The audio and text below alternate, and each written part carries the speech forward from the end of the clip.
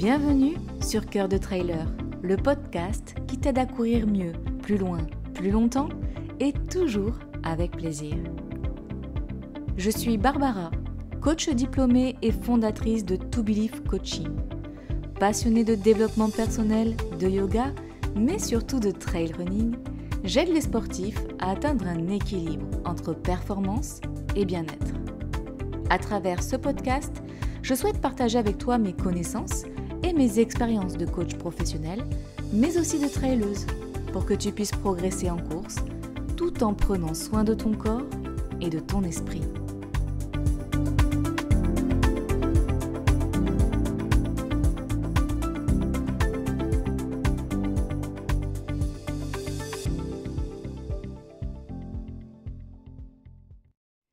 Bonne année à toi! J'espère que tu as passé d'excellentes fêtes de fin d'année et que 2025 commence sous les meilleurs auspices, que tu es prêt à relever de nouveaux défis. Est-ce que tu as déjà pris tes fameuses bonnes résolutions cette année? C'est un peu la tradition et moi la première, je prends tous les ans de nouvelles résolutions.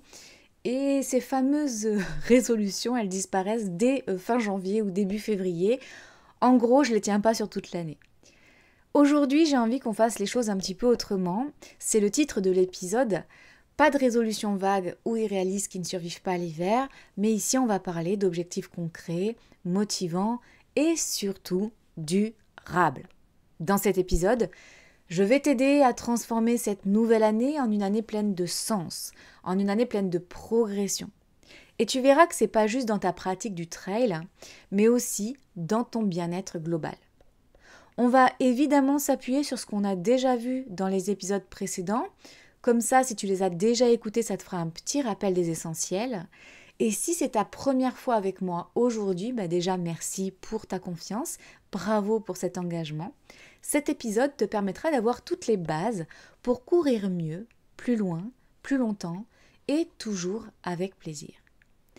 En bonus, j'ai une grande nouvelle à t'annoncer. Cette année, je me lance dans un diplôme universitaire de trail à l'université de Grenoble. C'est une aventure qui va enrichir tout ce que je peux partager avec toi, que ce soit sur ce podcast ou ailleurs. Je vais apprendre avec les plus grands, les renommés de la pratique du trail running aujourd'hui. Et c'est vrai que à la fois personnellement et à la fois professionnellement, ça va m'apporter énormément. C'est un diplôme qui va durer 6 mois et pour lequel je vais apprendre énormément de choses. Alors, si tu es prêt à faire de 2025 une année inoubliable, tu l'auras compris, je déborde d'énergie, je déborde de projets et j'ai hâte de t'embarquer avec moi dans ces aventures. C'est parti! Cet épisode 10 de Cœur de Trailer va s'articuler autour de 4 chapitres et on va commencer tout de suite par un constat. Pourquoi il est si difficile de tenir ses résolutions? En fait, c'est comme s'aligner sur une course sans avoir étudié le parcours, sans avoir planifié ta stratégie. Je suis sûre que tu le fais. Ne me dis pas non, on va commencer sur des bonnes bases cette année. Soyons honnêtes, d'accord ? Combien de fois tu prévois une stratégie ou tu étudies le plan de course ou le parcours avant d'aller t'inscrire ou avant de commencer ta course?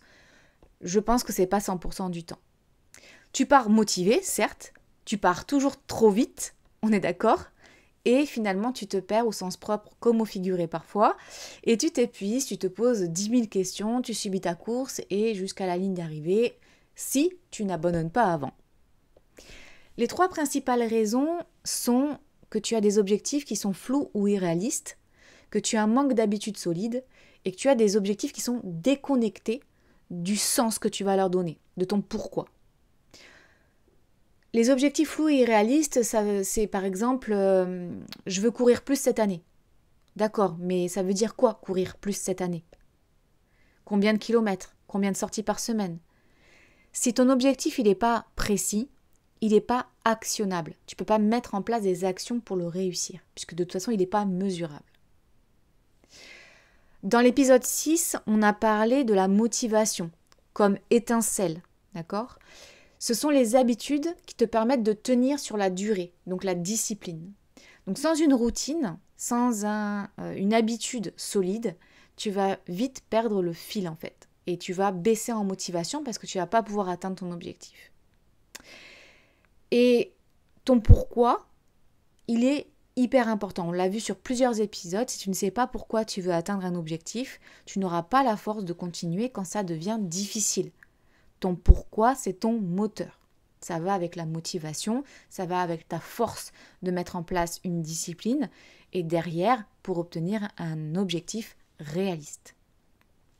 Tu vois, quand j'ai préparé mon 100 km, mon objectif, c'était pas seulement de finir, mais de le faire en respectant mes valeurs. Valeurs de plaisir, progressivité, d'équilibre. Et ça m'a permis de rester motivée même quand j'avais des coups durs. Et c'est une des grandes différences qu'il y a eu entre mon UTMB et mon GRC l'année dernière. Je t'en ai parlé dans l'épisode du podcast dans lequel j'aborde l'UTMB, dans lequel j'aborde le GRC. Tu peux retrouver l'article complet sur mon blog en tapant www.tobeliefcoaching.fr. Tu vas dans le blog et il y a tout un article sur justement la différence d'état d'esprit qu'il y a eu entre la course que j'ai vécue à l'UTMB et la course que j'ai vécue au GRC, au Grand Raid des Qatars. D'ailleurs, j'en profite pour te remercier d'écouter ce podcast et de commenter les épisodes. C'est toujours touchant de lire tes commentaires et ça me pousse à continuer. Alors si tu ne l'as pas encore fait, abonne-toi et n'hésite pas à partager mon contenu avec tes proches.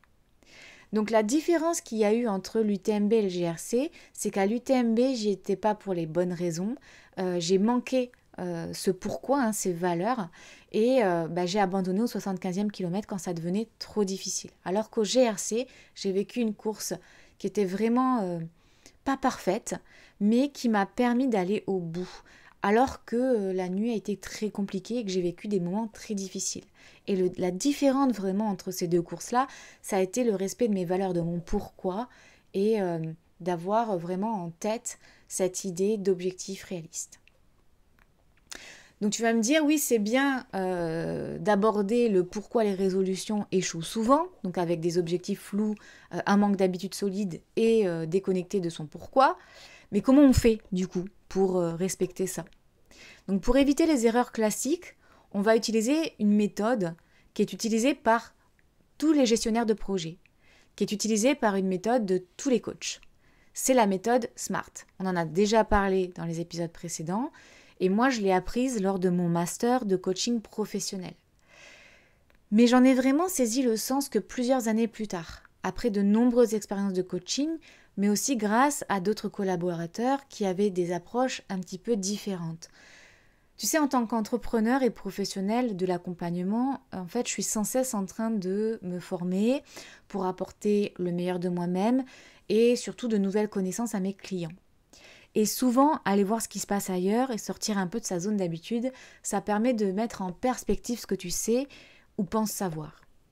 Et la méthode SMART, S-M-A-R-T, c'est un outil de coaching ou de gestion de projet qui te permet de structurer tes objectifs pour qu'ils soient concrets et atteignables. La méthode SMART, c'est spécifique, mesurable, atteignable, réaliste et temporel. On va définir précisément ton objectif. Par exemple, au lieu de je veux plus courir cette année, c'est je veux courir 30 km. Il faut qu'il soit mesurable, donc il faut ajouter un indicateur concret, factuel, une métrique. Je veux par exemple améliorer mon temps sur un 10 km de 5 minutes. Ça, c'est un indicateur mesurable. On va essayer d'aller sur de l'atteignable, parce que si c'est pour mettre un objectif qui semble pas atteignable, tu vas perdre en motivation. Donc fixe-toi un objectif qui est aussi réaliste par rapport à ton niveau. Assure-toi que ton objectif il est cohérent avec ton emploi du temps et tes capacités. Et on va définir une échéance pour qu'il soit temporel. Par exemple, tu te laisses 6 mois pour atteindre ton objectif. Et pendant ces 6 mois, tu vas pouvoir avoir des paliers qui vont t'indiquer que tu réussis à aller vers le bon objectif, vers l'objectif que tu t'es fixé au départ. Quand j'ai décidé de mieux vivre ma pratique du trail, je me suis fixé un objectif SMART qui était d'intégrer une séance de yoga pour runners quotidiennement pendant 3 mois et ainsi améliorer ma mobilité et prévenir les blessures. C'était clair, mesurable et adapté à mes besoins. Au bout de 3 mois, et si je suis totalement honnête avec toi dès la première semaine, j'ai constaté des résultats. Et j'ai pu faire un bilan à la fois de ma pratique du trail, du yoga et de la sportive que j'étais et que je voulais être. C'est même aller plus loin, j'ai envie de te dire que le yoga, ça m'a permis de me reconnecter à la personne que j'étais et ça a ouvert des portes sur mon potentiel. Alors, selon toi, quels objectifs pourrais-tu transformer en objectifs SMART pour cette nouvelle année? Je te laisse me l'écrire en commentaire de ce podcast pour que je puisse te dire s'il est vraiment SMART. Je répondrai à tous les commentaires. Ça veut dire que je vais t'indiquer dans tous les commentaires si tu es dans la bonne direction, si ton objectif y respecte bien tous les critères du SMART ou pas. Et je vais donner des axes d'amélioration. Dans ce podcast, je parle souvent des 4 piliers d'une pratique saine et durable en trail. J'ai envie de te montrer comment on peut utiliser les 4 piliers pour structurer tes résolutions.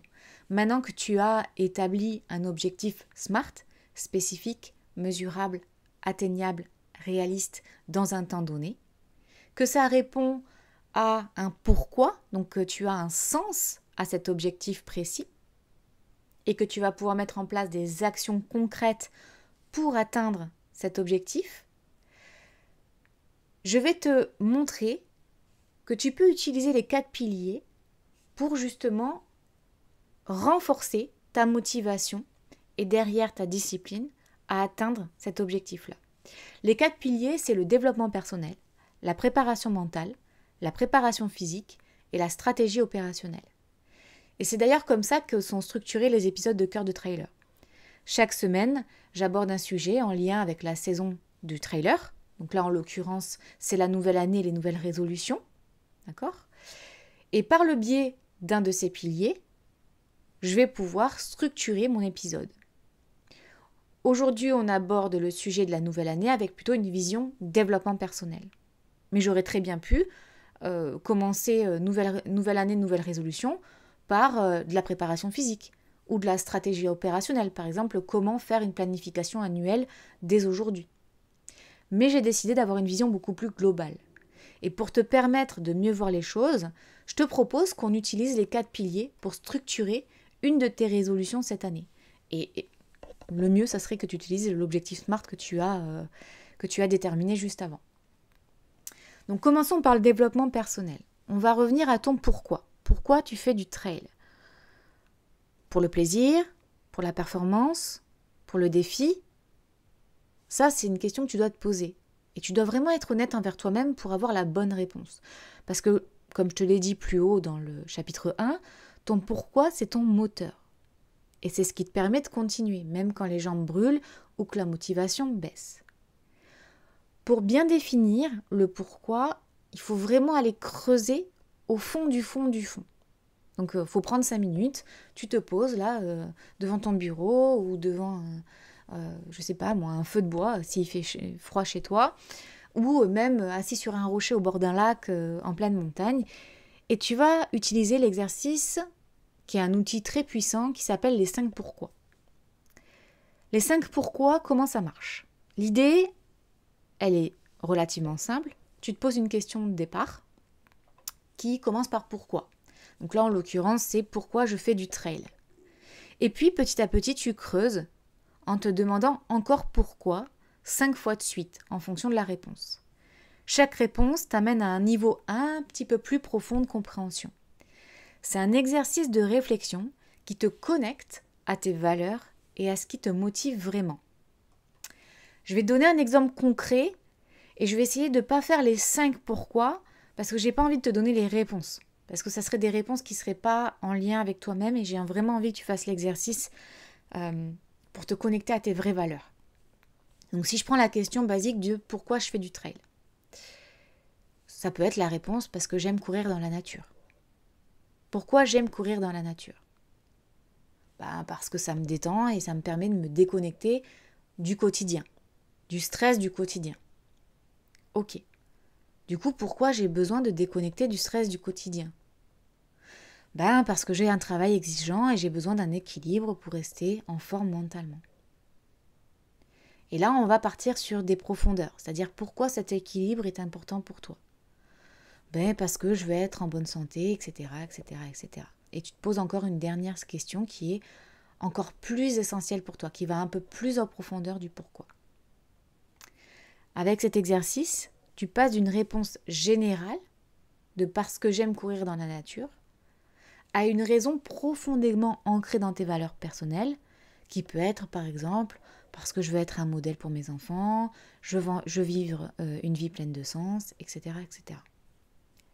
Et ce genre de prise de conscience, c'est extrêmement motivant parce que ça te connecte à tes valeurs profondes, à ce qui fait que tu es toi. Et c'est pas un pourquoi général qui correspond à 12 000 personnes. Cet exercice, il fonctionne parce qu'il s'appuie sur des principes de psychologie et de coaching. Comprendre tes motivations profondes, ça permet de transformer tes objectifs en engagement. En trail, comme dans la vie, savoir pourquoi tu fais quelque chose te donne la force de continuer, même quand c'est difficile. Alors, je te pose la question, quel est ton pourquoi ? Prends quelques minutes, mets sur pause cet épisode de podcast. Si tu es dans un endroit qui te permet de faire cet exercice-là, écris tes réponses dans ton petit carnet ou ton journal d'entraînement. Si tu as écouté les épisodes précédents, tu sais de quoi je parle. Si tu n'as pas écouté les épisodes précédents, je t'annonce qu'il va falloir que tu prennes un petit carnet sur lequel tu vas pouvoir noter des choses. Crois-moi, ça peut transformer ta pratique. Et ça peut même transformer bien plus que ça. Le deuxième pilier, c'est la préparation mentale. Et la préparation mentale, c'est l'art des micro-actions. Les micro-actions, c'est une étape qui est simple et réalisable. Et c'est vraiment un allié puissant pour garder le cap. Avec ton pourquoi, on a défini le sens et donc on a allumé l'étincelle d'une motivation durable. On a, on va dire, une vision globale. Et les micro-actions, c'est le chemin en fait. C'est les petits cailloux, les petites pierres que tu vas poser tout au long de ton chemin pour garder le cap vers ta motivation à long terme, vers une discipline, pour éviter justement que ta motivation, elle faiblisse. Il peut y avoir des exemples concrets qui sont inspirés de pratiques des athlètes de haut niveau, comme par exemple la visualisation. La visualisation, on en parle beaucoup, mais c'est un peu abstrait, d'accord ? Moi, j'ai envie de te donner vraiment une démarche concrète. Une visualisation, 5 minutes par jour. 5 minutes. 5 minutes, ça passe très vite. Je pense que c'est le temps que tu passes aux toilettes. En scrollant sur les réseaux sociaux, tu les passes les 5 minutes, je t'assure. Donc, au lieu de scroller sur les réseaux sociaux quand tu es en toilette, fais ta visualisation. La visualisation, en fait, ça consiste à imaginer ton objectif dans les moindres détails. Et quand je te dis dans les moindres détails, c'est que tu vas vraiment t'associer pleinement à cette image, à cette visualisation, à cet objectif. Tu vas ressentir les sensations. Tu vas sentir, tu vas vraiment utiliser tes sens. Tu vas voir, tu vas te projeter dans les moments difficiles aussi pour voir comment tu vas les surmonter. La visualisation, ça doit être un outil simple, mais qui te permet d'aller vraiment t'associer à ton objectif, t'associer à tout ce que tu vas vivre dans cet objectif-là. Je veux vraiment que tu sois dans une immersion totale. Et ça marche uniquement si tu es en immersion totale. Parce que ça active en fait des circuits neuronaux qui te connectent à l'action. Ça prépare ton cerveau à la réussite. Tu as beaucoup d'athlètes, si ce n'est pas 100% des athlètes qui utilisent cette méthode pour performer au plus haut niveau. Donc si eux l'utilisent pour performer au plus haut niveau, eh bien toi, si tu l'utilises, ça va te permettre de valider ton objectif, d'atteindre ton objectif. Donc tu fermes les yeux et tu visualises ta prochaine course par exemple, ou un entraînement réussi, ou l'objectif final. Ça peut être, je sais pas moi, imaginons on sort du trail et tu dois faire une présentation auprès de tes collaborateurs et tu stresses, ok ? Eh bien, tu fermes les yeux, tu t'assois, tu fermes les yeux, tu te connectes au moment présent et tu t'associes à cette discussion, cette communication que tu dois faire à tes collaborateurs, et tu vas ressentir tout ce que tu dois ressentir pendant cet entretien, pendant cette situation, cet événement. Et tu vas ressentir aussi le stress. Hein. C'est pas grave de ressentir des émotions désagréables pendant ta visualisation, mais tu vas faire en sorte de pouvoir transformer ça. Tu vas transformer ça en sensation, en image, en émotion précise, pour que vraiment ça te permette d'affronter ça et d'être pas au dépourvu, pas être pris au dépourvu le moment où ça va arriver. Donc cette visualisation, tu peux l'utiliser dans le trail, tu peux l'utiliser dans la vie de tous les jours. Ça te permet vraiment de transcender un petit peu les sensations et les émotions que tu vas pouvoir vivre le jour J, en te permettant de te mettre au niveau, si je puis dire, précédemment. Il y a des études qui ont montré, des études scientifiques qui ont montré, d'ailleurs j'essaierai de te le mettre sur la retranscription du podcast, sur l'article que je vais mettre sur le blog de mon site internet, mais aussi sur le compte Instagram de Cœur de Trailer.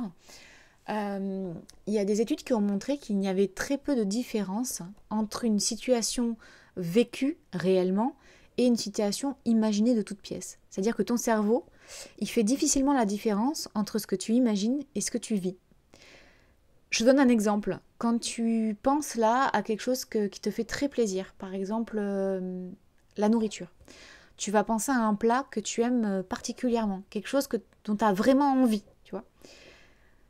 Eh bien, si tu réfléchis en visualisant comme je t'ai appris tout à l'heure, c'est-à-dire en te connectant aux sensations, en t'associant totalement à cette situation, à ce que tu vas vivre, manger cette chose qui te fait plaisir, et tous les sentiments, les émotions que tu vas ressentir quand tu vas manger cette chose-là, eh bien, tu vas te mettre à saliver. Pourtant, tu n'es pas en train de le manger. Pourtant, tu n'es pas en train de la vivre, cette situation. Tu es juste en train de l'imaginer.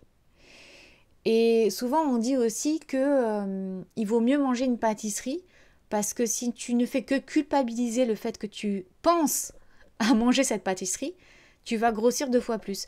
En fait, cet effet-là, c'est vraiment l'effet visualisation et le cerveau qui ne fait pas la différence, ou en tout cas très peu, au niveau des circuits internes, entre ce que tu vas imaginer et ce que tu vas vivre. La pâtisserie, il vaut mieux la manger, parce qu'au moins, tu auras satisfait un besoin, et derrière, il va y avoir des productions physiologiques d'hormones dans le corps qui vont permettre la digestion, etc. Mais si tu la manges pas, et que tu la veux vraiment, cette pâtisserie, tu vas quand même avoir les effets physiologiques, tu vas quand même enclencher la digestion, alors que tu ne l'auras pas mangé et tu n'auras pas satisfait ton besoin. Donc frustration, plus. Voilà, je t'ai donné plusieurs exemples pour que tu vois à quel point la visualisation, ça peut vraiment être un outil concret, un outil qui va vraiment être essentiel dans ta réussite. Ce que tu peux faire aussi, un deuxième outil qui est utilisé par beaucoup d'athlètes, d'ailleurs tu le verras en athlétisme, on l'a vu aux Jeux Olympiques, on le voit souvent dans les championnats d'Europe et les championnats de France, tu as des athlètes qui notent leur progrès, qui notent leurs sensations. C'est pour ça que moi, je te conseille toujours de prendre un carnet d'entraînement, un journal de ta vie, un journal intime en gros, hein. Ça marche parce que tes notes te permettent de libérer en fait des hormones. Quand tu vas noter tes réussites, ça libère de la dopamine, l'hormone de la récompense. Ça va renforcer ton envie de continuer. Donc noter tes réussites, par exemple j'ai réussi à courir 3 fois par semaine si c'est ton objectif, ça va te permettre aussi de fixer un point d'amélioration. J'ai couru 3 fois par semaine, je veux boire, je sais pas, plus d'eau pendant mes sorties. Eh bien, ok, ma réussite, c'est avoir couru 3 fois par semaine. Mon axe d'amélioration, c'est boire plus pendant mes sorties. Et comme ça, tu pourras factuellement, concrètement, voir si tu es dans une ligne plutôt qui augmente, donc dans une courbe ascendante, si tu es dans une stagnation ou si tu es plutôt dans une courbe descendante. Et ce qu'il faut bien te dire, c'est que tout ça, c'est ok. Il n'y a pas de raison d'être déçu d'une courbe descendante. Ça veut juste te dire que tu dois réajuster les choses pour pouvoir te permettre d'atteindre ton objectif. Ensuite, on a vu que le 3e pilier d'une pratique saine et durable en trail, c'était la pratique, l'activité, la préparation physique. Dans l'épisode 7 et 8, on a vu que l'hiver, c'était vraiment une période parfaite pour travailler la base physique. Donc je ne vais pas te détailler aujourd'hui la préparation physique, le programme d'entraînement que tu dois faire. Je t'en ai déjà parlé dans les épisodes précédents. Je t'invite à aller les écouter si ça n'a pas été fait.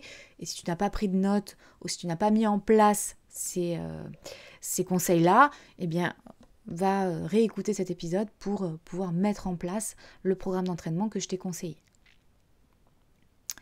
Ton corps, c'est ta machine, ton vaisseau. C'est ce qui va t'amener à ta destination. C'est une machine qui est performante, mais c'est une machine qui est performante parce qu'on prend soin d'elle. Si ta voiture, tu vas pas faire la révision tous les ans, tu changes pas les plaquettes, tu changes pas les pneus, que tu fais pas le plein des liquides régulièrement et que tu vas pas la laver, elle va marcher un petit peu moins bien et de moins en moins bien jusqu'à ce qu'elle te lâche. Donc elle pourra plus t'amener à destination. Le corps, c'est un peu pareil. Moi, j'ai vraiment envie que tu vois ton corps comme quelque chose qui te permet de faire les choses et pas comme quelque chose de contraignant. J'utilise toujours la phrase « œuvrer pour » et pas « lutter contre ». On ne va pas lutter contre une prise de poids, lutter contre un mental qui défaillit. Bon bref, tu m'as comprise. On va vraiment œuvrer pour une vie saine, œuvrer pour être en bonne santé, œuvrer pour avoir un mental plus fort, etc., etc.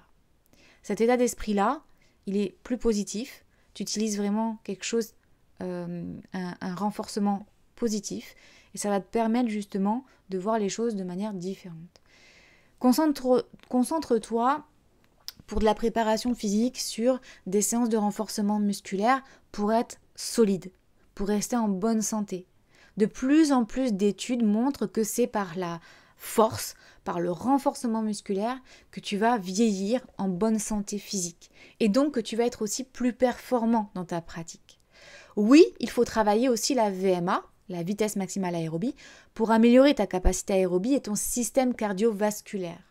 Oui, il faut travailler la mobilité pour ne pas être vieux avant l'heure ou pour pas te blesser inutilement, pour justement prévenir tous les facteurs de blessure. Mais la priorité, c'est le renforcement musculaire. N'oublie pas que chaque petit effort que tu fais, même le plus petit qui soit, il compte énormément. C'est la parenthèse préparation physique que je voulais te faire aujourd'hui. Et enfin, on va aborder le quatrième pilier d'une pratique saine et durable en trail. Et c'est un pilier qui est souvent oublié. C'est un pilier qui est parfois difficile à construire tout seul, surtout quand on est amateur, surtout quand on a une vie qui est à 100 à l'heure, comme un quotidien de travail, d'enfants, de vie de famille, de vie sociale à tenir, et qu'on n'a pas forcément beaucoup de temps à se dégager pour ça. C'est la stratégie opérationnelle. Planifier pour réussir. Mais j'attire ton attention sur le fait que, débutant ou expérimenté, planifier ta saison, c'est une étape clé pour atteindre tes objectifs sans t'épuiser. Avant ça, on a vu les 3 piliers qui permettent d'atteindre un objectif, d'accord, de réussir quoi qu'il arrive. Mais pour réussir sans t'épuiser, c'est la stratégie opérationnelle, c'est de la planification. Et dans une société où on jongle constamment entre les différentes casquettes qu'on possède, qui peuvent être un casse-tête, on est d'accord, le travail, la famille, les loisirs, eh bien, une bonne organisation, ça te permet de trouver l'équilibre et éviter la surcharge mentale. C'est important pour maximiser tes chances de réussite. Donc, les chances de réussite, tu les as avec les 3 premiers piliers. Maximiser tes chances, c'est le 4e. Éviter les blessures, tu les as avec les 3 premiers piliers. Maximiser tes chances de ne pas te blesser, c'est le 4e. Et pourquoi c'est important ? Pour pouvoir profiter pleinement, pour prendre du plaisir. Parce que parfois, ce plaisir-là, il est éteint, il est enseveli par ce qu'on a vu précédemment. Donc les 4 piliers dont je t'ai parlé, la préparation mentale, la préparation physique, le développement personnel et la stratégie opérationnelle, Ce sont des piliers que tu peux utiliser dans ta pratique du trail, évidemment, mais ça peut être aussi utilisé dans tous tes domaines de vie, puisque dans la stratégie opérationnelle, il y a ce fameux objectif SMART, et dans la préparation mentale, il y a ces fameuses micro-actions, et dans le développement personnel, il y a ce fameux pourquoi, cette quête de sens. Préparation physique, bon, j'en parle pas, ça paraît logique. Et tu sais, j'ai des personnes autour de moi, des personnes proches autour de moi, qui pensent que tout ce que je dis, certes, c'est bien, que dans le meilleur des mondes, ce serait juste parfait, mais que ça ne s'applique pas à eux. Ou encore que c'est trop compliqué. Que c'est pas possible de mettre ça en place. Alors moi, j'ai beaucoup de mal avec le c'est pas possible. Donc c'est peut-être aussi ce biais-là, hein, cette vision-là que j'ai des choses. Pour moi, tout est possible, tout est réalisable. C'est le jeu de la vie.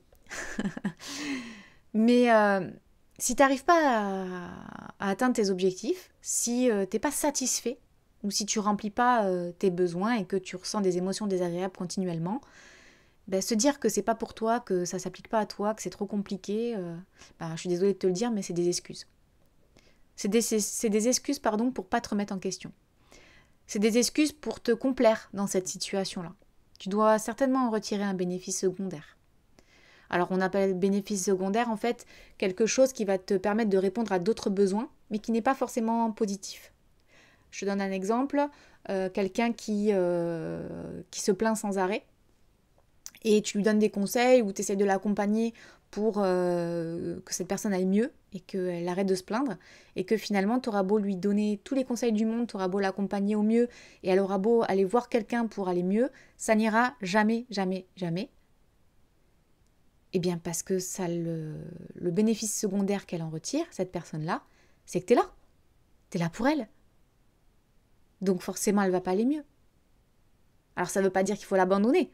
Ça veut juste dire que tant qu'elle ne sera pas consciente qu'elle en retire un bénéfice de cette situation dans laquelle elle est vraiment mal, eh bien elle ne pourra pas s'en sortir. Puisqu'il y a un travail à faire. Donc ces excuses-là, pour moi, elles coupent tous les efforts, elles coupent tous les résultats, elles ne te permettent pas elles te mettent vraiment un biais de vision. Elles ne te permettent pas de voir la situation avec recul. Et franchement, à quoi ça sert de participer à des courses si tu n'en profites pas? C'est une question essentielle et ça dépasse le simple cadre du trail. À quoi bon s'entraîner dur et accumuler les kilomètres, décrocher un dossard, si au final tu prends aucun plaisir, tu ressors frustré, tu ressors déçu? Moi, ça m'arrive. Ben oui, je suis coach et ça m'arrive d'avoir atteint mon objectif. Par exemple, le Grand Trail des Templiers l'année dernière, enfin il y a 2 ans, et le GRC cette année. J'ai atteint mon objectif, mais je suis arrivée déçue. Parce qu'il y a eu plein de facteurs qui ont fait que j'ai pas atteint l'objectif derrière l'objectif. Tu sais, le petit truc que tu te dis, si tout se passe bien, je vais atteindre cet objectif-là en particulier, alors que c'est pas l'objectif que tu as écrit, hein. C'est pas celui qui est smart, hein. C'est un objectif un peu irréaliste que tu as gardé dans la tête. Et c'est ça qui te déçoit. C'est un truc de fou. Tu connais tous les outils, tu mets tout en place, mais il y a encore ton cerveau qui te joue des tours. Et ça, vraiment, il faut vraiment en être conscient pour éviter justement que ce soit une frustration qui dure, une frustration chronique, une déception constante. Et même nous, les coachs, on a besoin de se faire coacher pour ça. Et je vais te révéler un grand secret de coach, et je compte sur toi pour ne pas le divulguer, mais on parle beaucoup du pourquoi en coaching. Pourquoi tu fais ça, pourquoi tu fais ci, les motivations profondes, etc. Mais ce qui est important aussi, ce qui est très important, c'est que le pourquoi doit toujours guider le comment. Il ne faut pas perdre sa motivation profonde, l'objectif réaliste, le SMART, et ça doit guider ça, les actions que tu vas mettre en place. Et ça ne doit jamais se perdre de vue. Le pourquoi et le comment sont toujours intimement liés. Parce que clairement, imagine-toi franchir la ligne d'arrivée, mais au lieu de ressentir de la fierté, tu ressens de l'amertume. Ce serait dommage. Pourquoi tu as fait ça? Pourquoi tu ressens ça? Parce que tu t'es comparé aux autres? Parce que tu n'as pas atteint ton objectif derrière l'objectif, le fameux objectif irréaliste? Peut-être que tu n'as pas savouré le moment? Et ces déceptions-là, on les rencontre aussi ailleurs.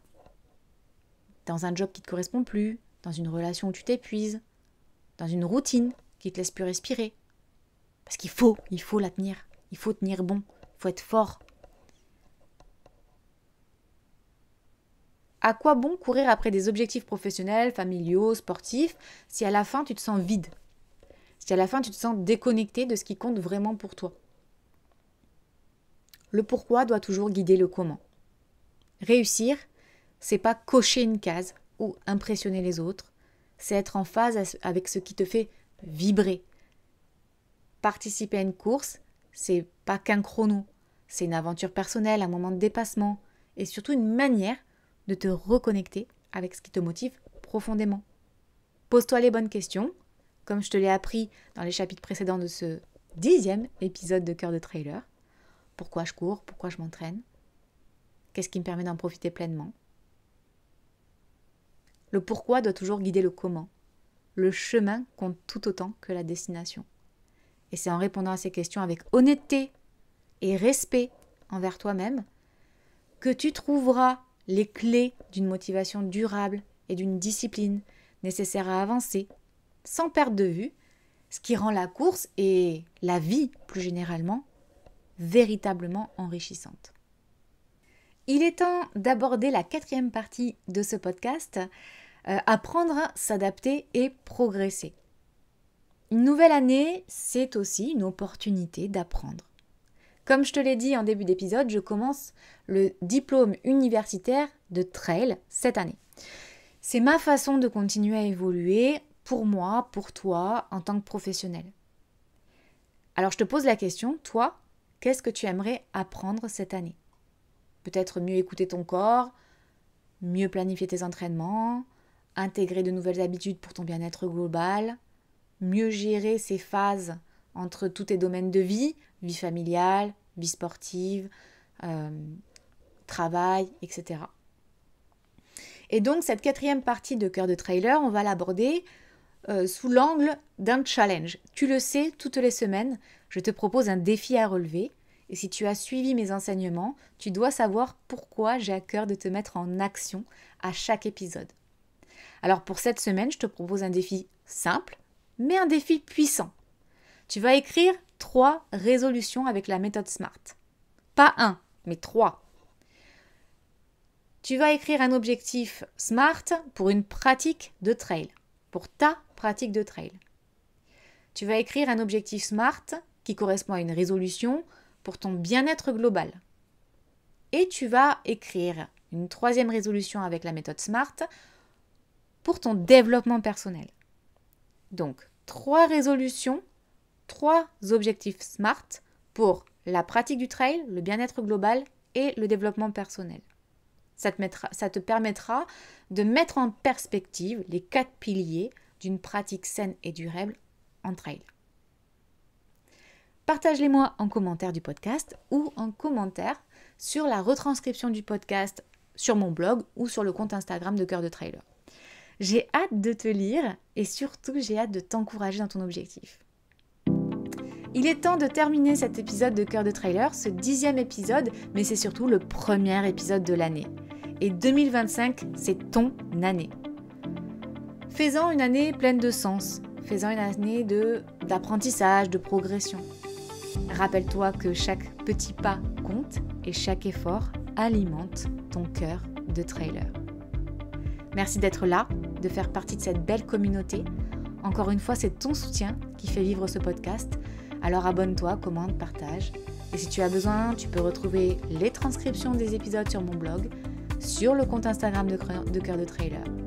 Et les liens sont en commentaire. Alors à très vite pour un nouvel épisode et en attendant, continue à faire résolument battre ton cœur de trailer.